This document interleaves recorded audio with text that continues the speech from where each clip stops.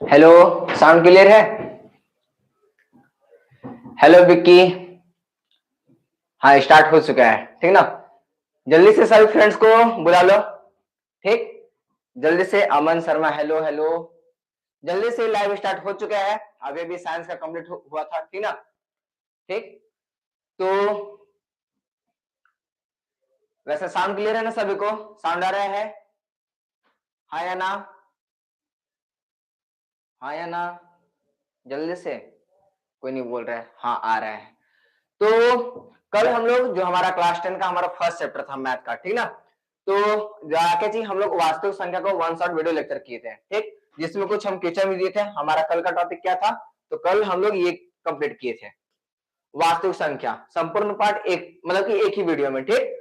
तो जिसमें हम लोग क्या चाहिए, ये सारा चीज जितना भी परिचय और कुछ परिभाषाएं, अंकन के आधारभूत प्रमेय और किस संख्या अप्रमेय सिद्ध करना, ये सारा हम लोग पिछले लेक्चर में पढ़े थे। और उसमें कुछ क्वेश्चन था जिसको हम बोले थे कमेंट्स में क्या करना है, उसका जवाब देना है, आंसर करना है, ठीक ना।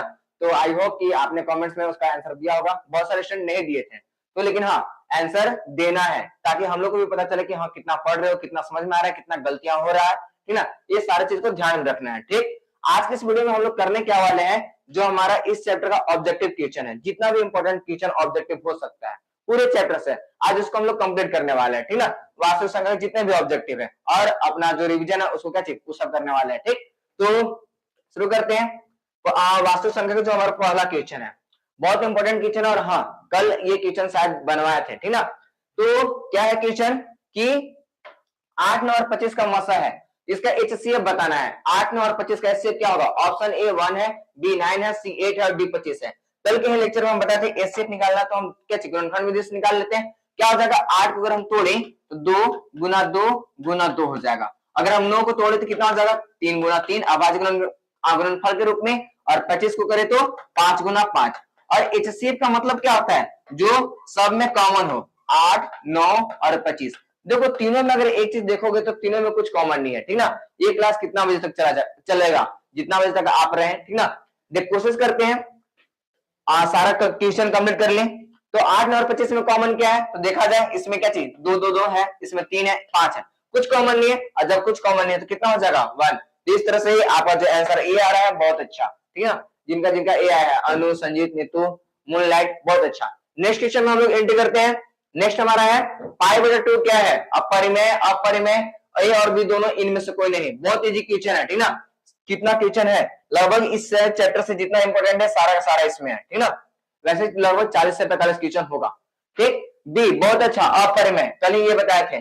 पाई क्या है? परिमेय संख्या, अपरिमेय संख्या, प्राकृतिक संख्या, इनमें से कोई नहीं। जल्दी फास्ट एकदम करते जाओ, ठीक है। और आज सभी स्टूडेंट को बुला लो, लगभग 22 स्टूडेंट, 30 करो जल्दी से।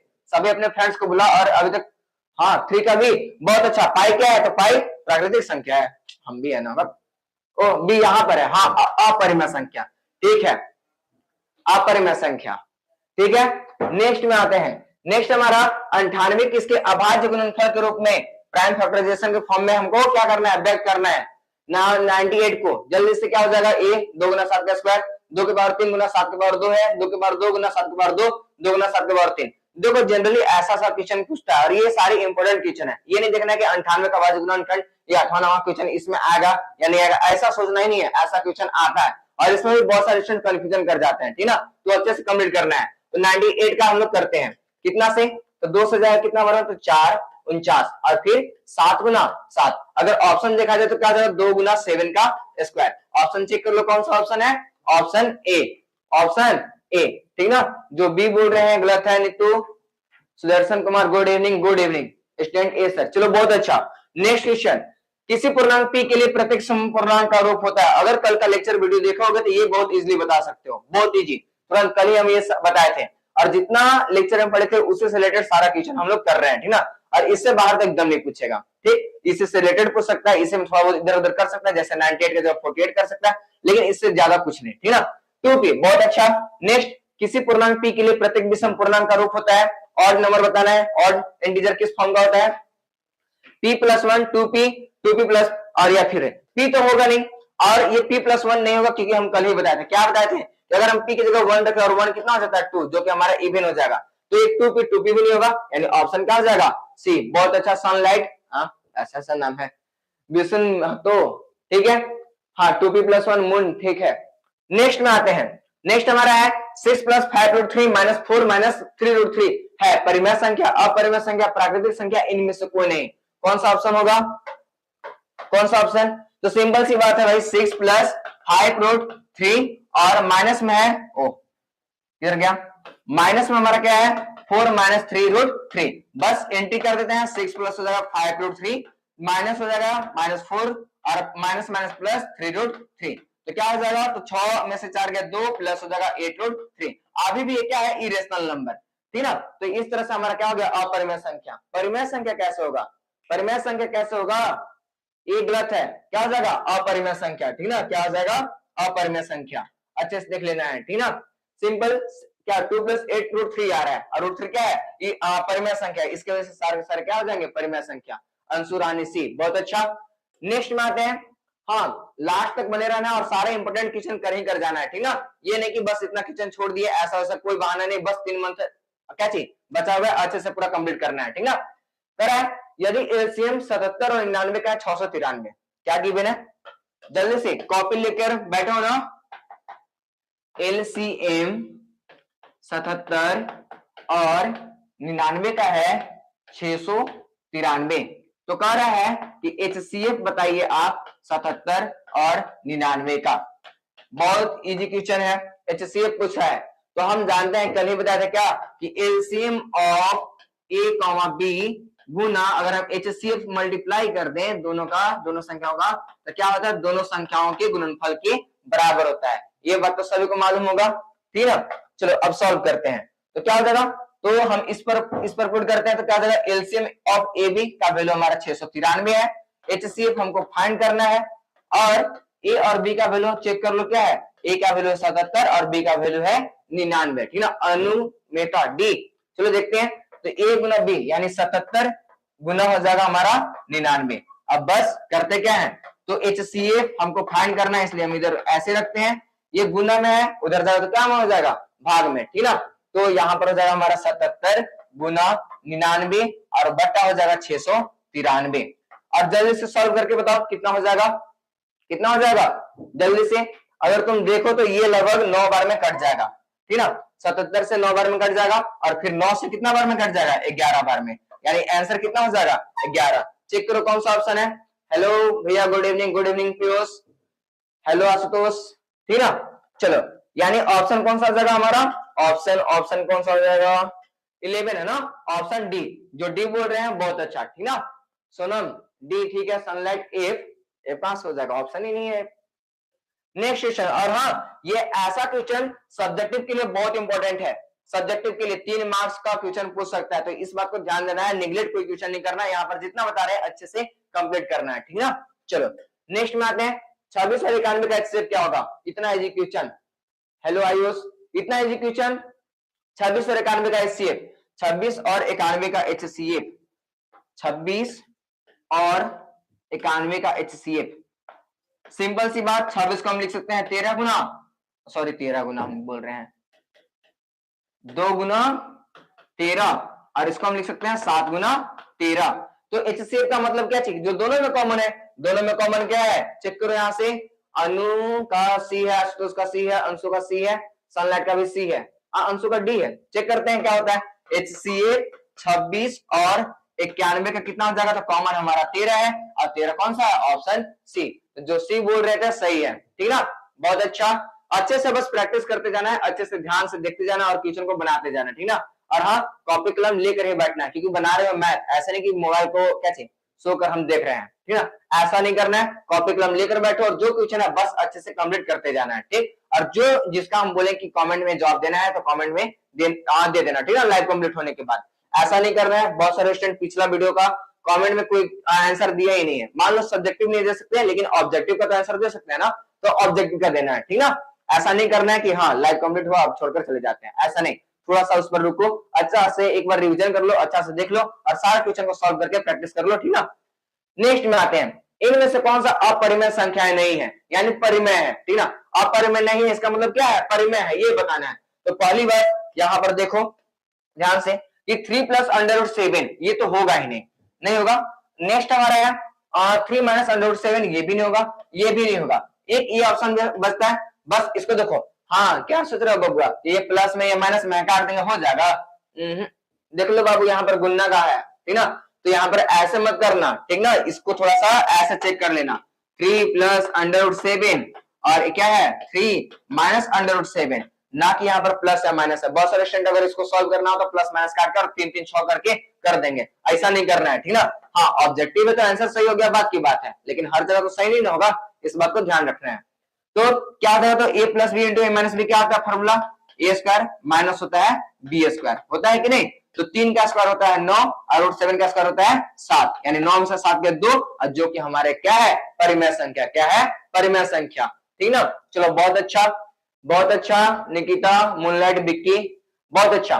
नेक्स्ट में आते हैं, अच्छा इधर है, नेक्स्ट क्या है 96 का अभाज्य गुणनखंड क्या होगा 96 का, ठीक ना। तो ये क्वेश्चन तुम्हारा कमेंट में जवाब देना है इसका, ये क्वेश्चन कुछ क्वेश्चन छोड़ देते हैं, पहला क्वेश्चन, ठीक ना, पहला क्वेश्चन, ठीक, कमेंट में इसका जवाब देना, अभी नहीं लाइव कंप्लीट होने के बाद, ठीक, क्योंकि इजी क्वेश्चन है तो तुम लोग के लिए बस छोड़ देते हैं।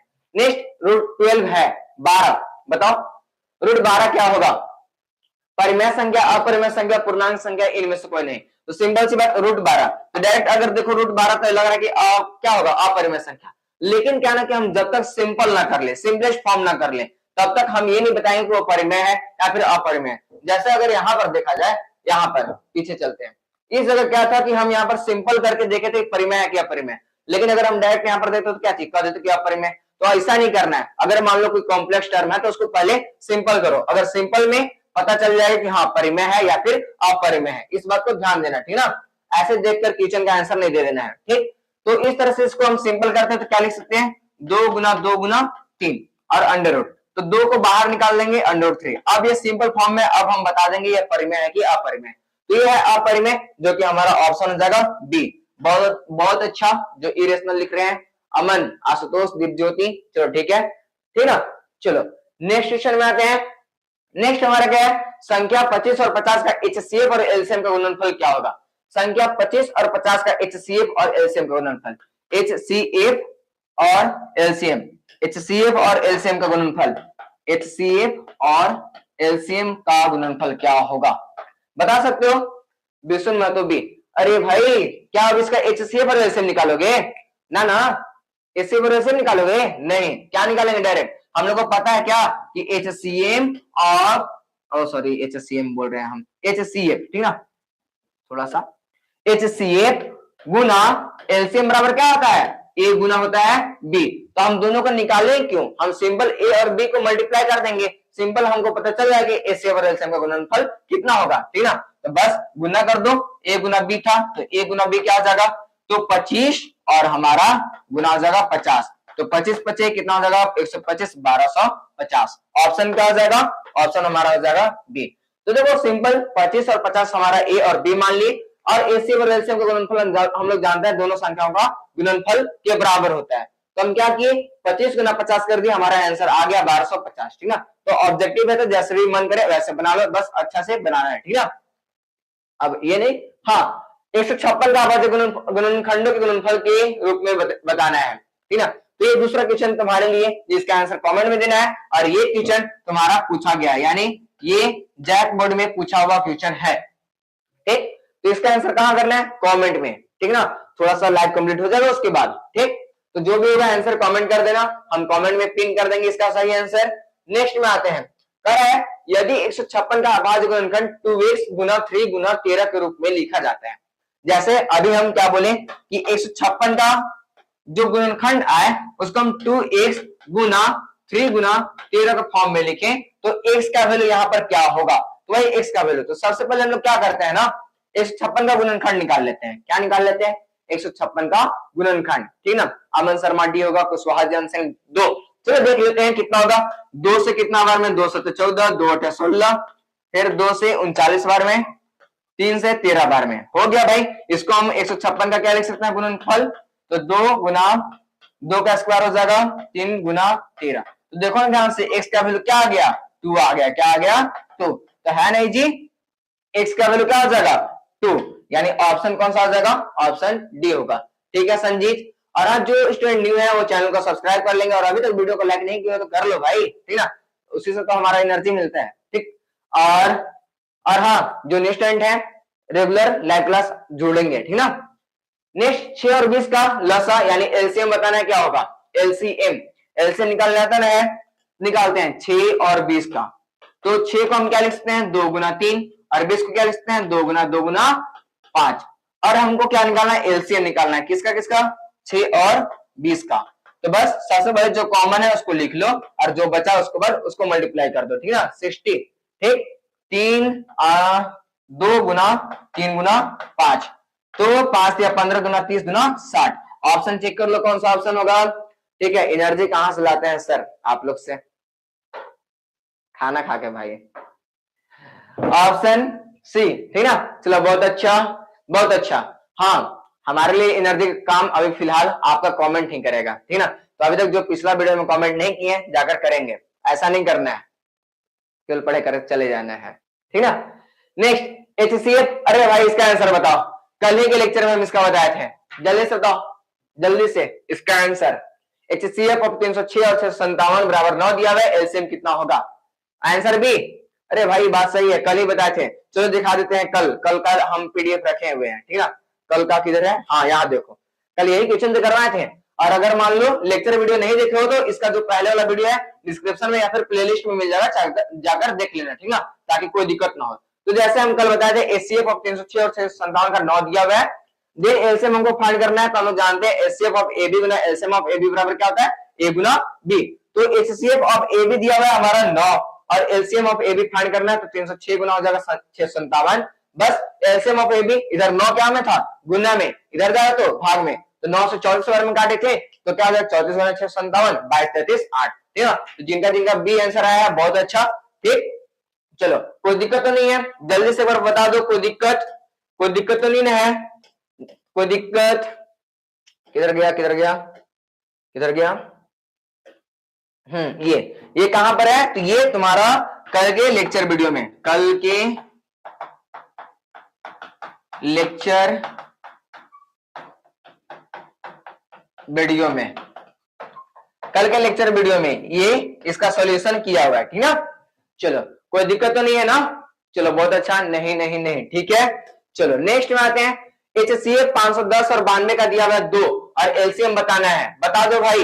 एचसीएफ दिया हुआ है 510 और 92 का कितना 2, और हमको क्या दिया हुआ है एलसीएम हमको फाइंड करना है, किसका 510 और 92 का कितना होगा। तो बस हमको क्या फॉर्मूला पता है, क्या होता है एचसीएफ गुने एलसीएम बराबर होता है ए गुना बी। स्माइल मस्त है, किसका हमारा या फिर जो छापे थे, ठीक है। चलो बता दो क्या हो जाएगा,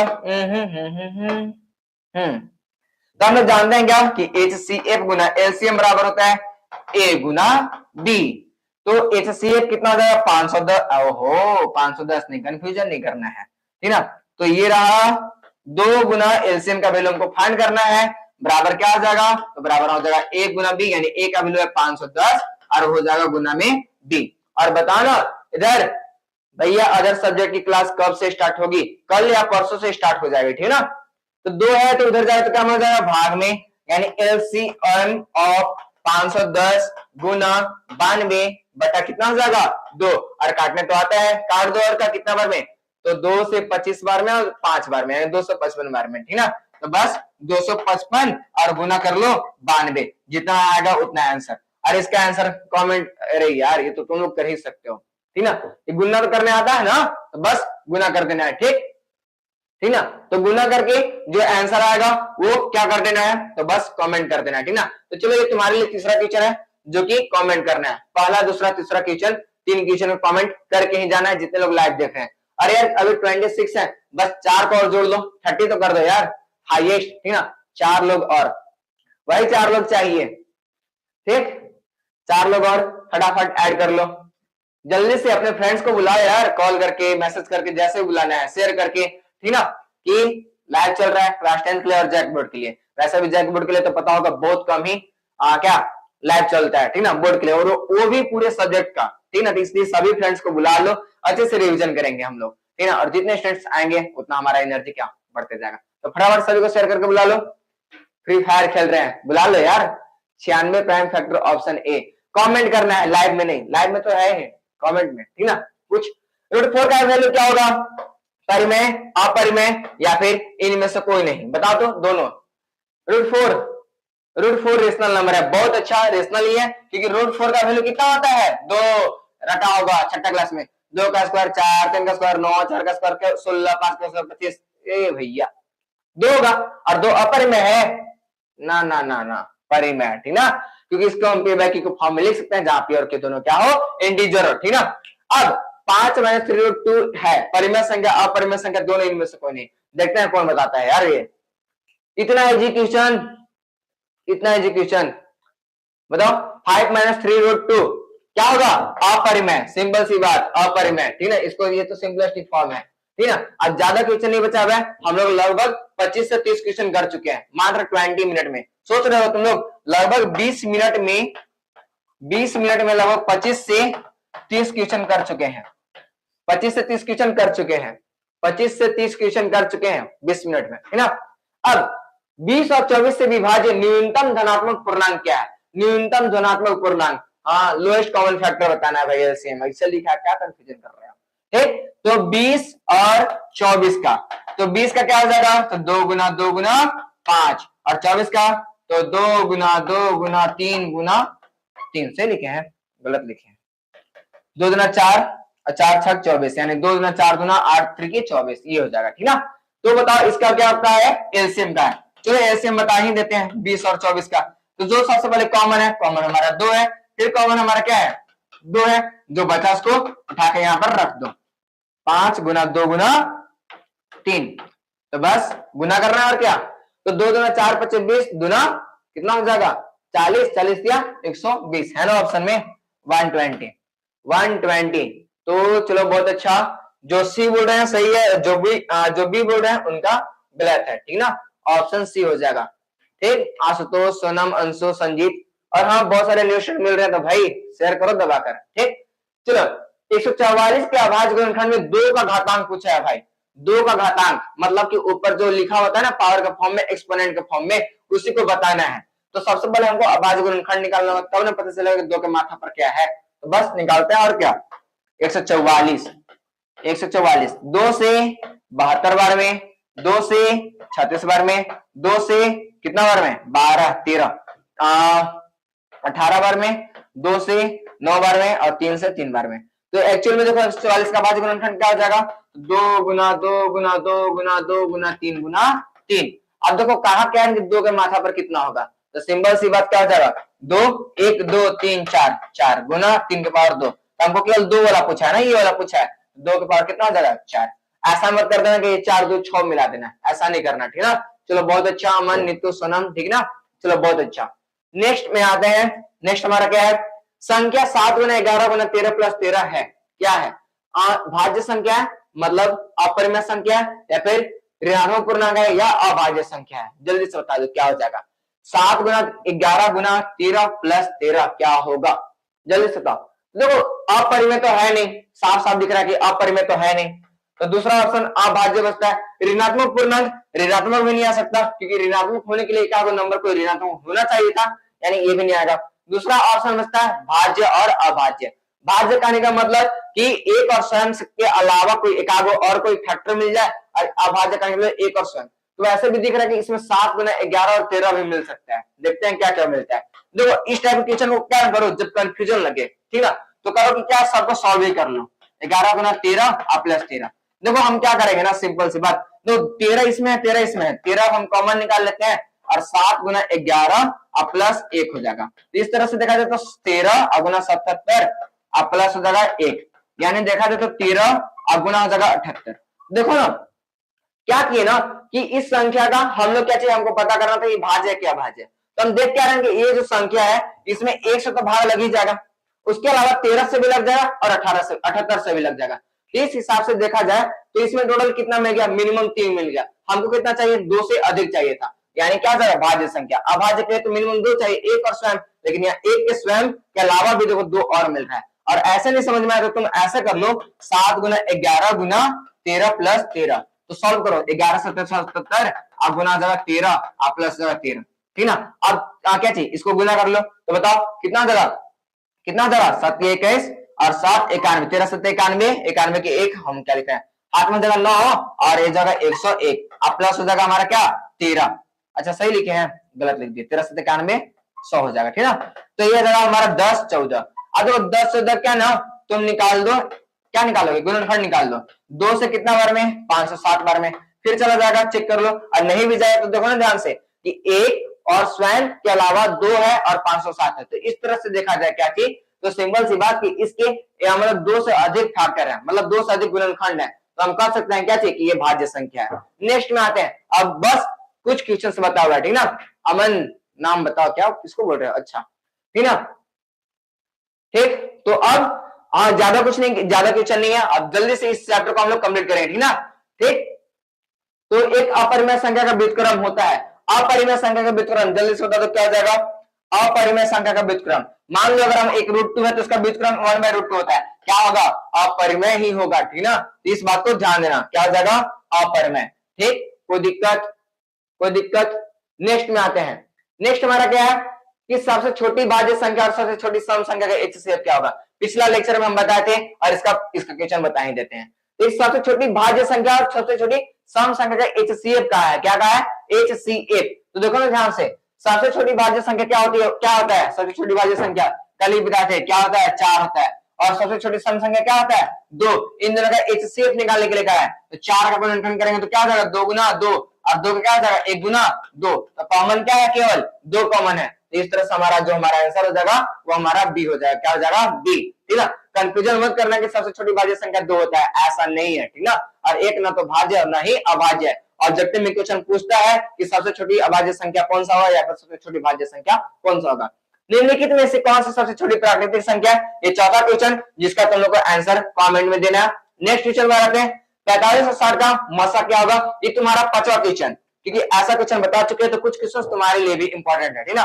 तो कुछ क्वेश्चन प्रैक्टिस करना खुद से, ये लगभग 5 क्वेश्चन तुम्हारे लिए दे दिए हैं। लाइव कंप्लीट होने के साथ ही सारा का आंसर क्या करना है कमेंट कर देना है, ठीक ना। हाँ जाना नहीं है कमेंट करके ही जाना, क्योंकि पिछला वीडियो में बहुत सारे स्टूडेंट क्या थे लाइव तो देखे लेकिन कमेंट कोई नहीं की, ये गलत बात है, ठीक ना। हम तक पहुंचना चाहिए यार, हमारे एनर्जी काम क्या करता है आपका कमेंट, ठीक ना, तो बस करना है, ठीक।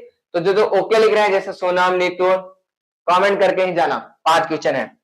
छठा क्वेश्चन कल ये बताए थे, नहीं ये नहीं बताए थे, इसमें गुणनखंड बताए थे, ये बताते हैं सबसे छोटी भाज्य संख्या 4 और सबसे छोटी अभाज्य संख्या क्या होता है, जल्दी से बताओ सबसे छोटी अभाज्य संख्या क्या होता है, एक न तो भाज्य और ना ही अभाज्य है, तो सबसे छोटी हमारा अभाज्य संख्या भी 2 होता है। का मासा क्या होगा, तो सिंपल सी बात 4 को हम लिख सकते हैं 2 गुना 2 और इसका लिख सकते हैं 2, इस तरह से इसका भी मासा क्या हो जाएगा 2, क्या हो जाएगा 2, ठीक ना। चलो बहुत अच्छा एग्जाम वाला क्वेश्चन है भैया, अच्छा ये एग्जाम में आया था, बहुत अच्छा, ठीक है। अब ये इंपॉर्टेंट क्वेश्चन है, इस तरह का ऑब्जेक्टिव तुम्हारा एग्जाम में आ सकता है। HCF ऑफ AB और LCM of AB equal to क्या था ए गुना अरे भैया 4 5 से 5 बार रट दिए, ये होगा ऑप्शन, कोई दिक्कत नहीं ना। चलो नीतू बिक्कू सॉरी क्या बोल रहे हैं हम बिक्की, ऐसे जैसे नीतू बिक्कू बुला रहा था, डोल्डी ब्रार, क्या बात है यार, लॉरेंस बिश्नोई डोल्डी ब्रार, लग रहा है कि पूरे एकदम कम्युनिटी का ही नाम लेकर आ जा रहे हो।